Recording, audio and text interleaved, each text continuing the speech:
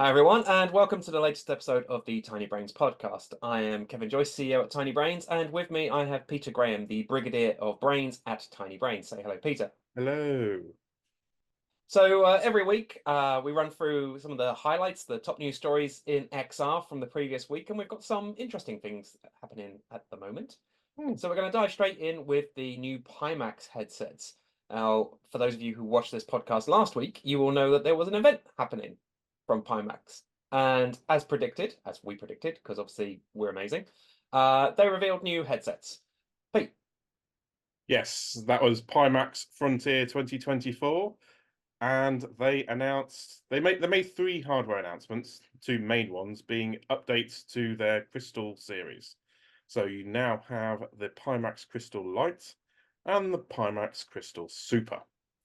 So as the names probably suggest to you, the Lite is cheaper and lighter, and the Super is just more of everything, or It's more precisely, better displays.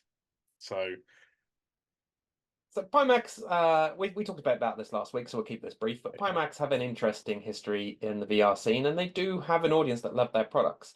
They are not as out of the box as Meta's products. They do often take quite a bit of configuring, but they are high quality in what they deliver. So if you're looking for a new high-end VR headset and don't want to wait for 30 years for Valve to produce a new one, maybe this is it. well, yes, yeah. One of the main things that with these two new headsets is that they've removed the battery and removed the XR2 chipset. So the original Crystal could be standalone as well as PC connected. These are only PC connected. So, High-end PC VR only, hmm which is exactly. nice. So moving on, sticking with headsets for a moment though, the Meta Quest 2. What? Meta Quest 2? That's Yeah, old, brand new. right? That's old. The Meta Quest 2 got a price drop. It's got two price drops. It got one prior to the holiday season, to £250 or $250, something like that. I don't know, whatever. And then it got a subsequent one after the holiday season to $200. And apparently now that $200 price drop is permanent, which is great. It I is. have said for a long time, £200, $200 is a magic entry point, and it's there. Way! Yeah, you've got that magic entry point. And for anyone that's looking to upgrade their experience, all of the accessories for Quest 2 are discounted. Whether you go on Amazon or the Quest store, most of them have got at least a 50% discount.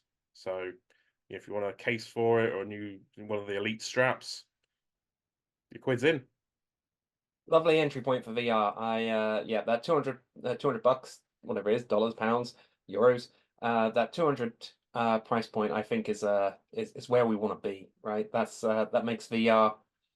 I'm not going to say it makes it impulse purchase because it's still 200 bucks, but it does lower the demand on the consumer when you compare it to something like a games console.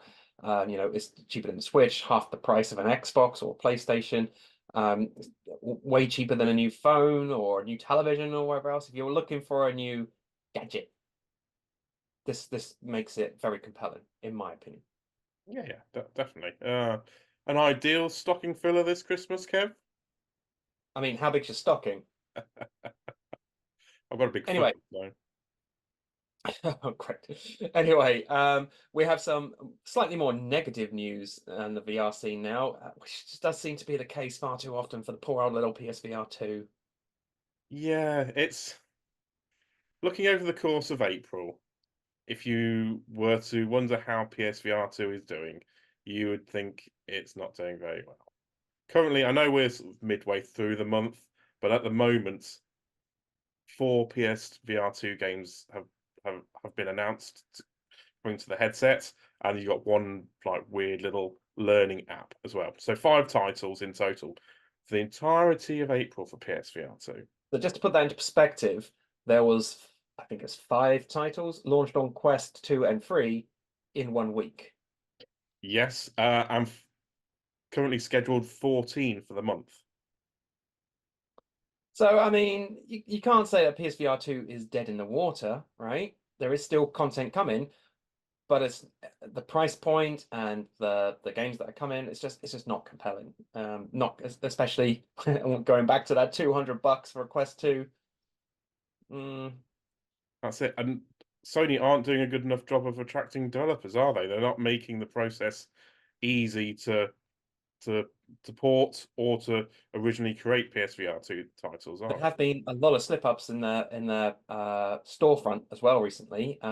Quite publicly, a lot of developers have said that their game has launched on PlayStation VR 2 via the PlayStation Store at a date that they had not agreed to and were not aware of. they? Which is not good. Yes, which doesn't bode well for again attracting more developers if they're and these are slippers that shouldn't be happening at all. You know, this is these are rookie mistakes Hmm. comparatively. So yeah, So yes, PlayStation VR 2, we love you, but come on, help us. yeah, help us love you some more. Moving on, someone who does seem to be loving VR a bit more frequently these days is good old Google. Now, there are lots of rumors running around about what Google are doing, and it's likely to be coming, or news on it is likely to be coming pretty soon about what Google is doing in VR, something new, after obviously Cardboard and Daydream. But now, right now, we do have some interesting news in their product, YouTube. Well, exactly. They announced this week that the YouTube app for Quest, or more specifically for Quest 3, now supports 8K. Now, that sounds wonderful. Many will, like you have just done, raise an eyebrow because Quest 3 doesn't support 8K. It only supports 4K. So, why is this? Well, I look at it as future-proofing because from the Quest 1 all the way to all the way through to the Quest 3, display resolutions have improved, haven't they? So they are future-proofing the YouTube app so that whether it's the Pro 2, Quest Pro 2, or the Quest 5.8, I don't know, it's going to support 8K right out the box. There is also the fact, obviously, that the Quest does essentially operate on an Android platform, and undoubtedly, Google's headset, whatever form it may take, will also run on Android. Hmm. So maybe this is a hint as what is to come in from Google. Well, quite possibly, yeah. It'll just use the same app. Yeah. 8K wireless from Google, maybe. Mhm.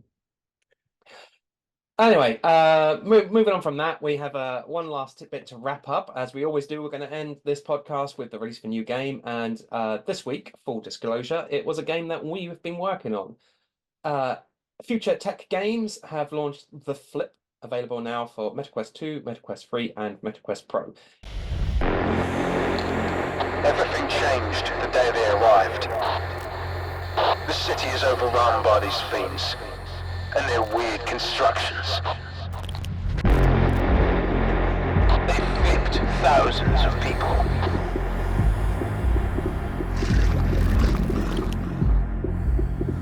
It's time to put an end to this. Time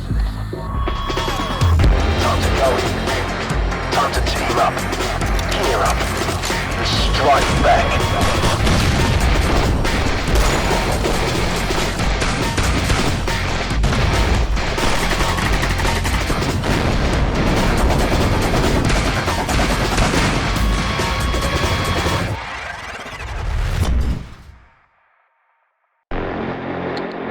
Get ready, soldier. Flip City needs you.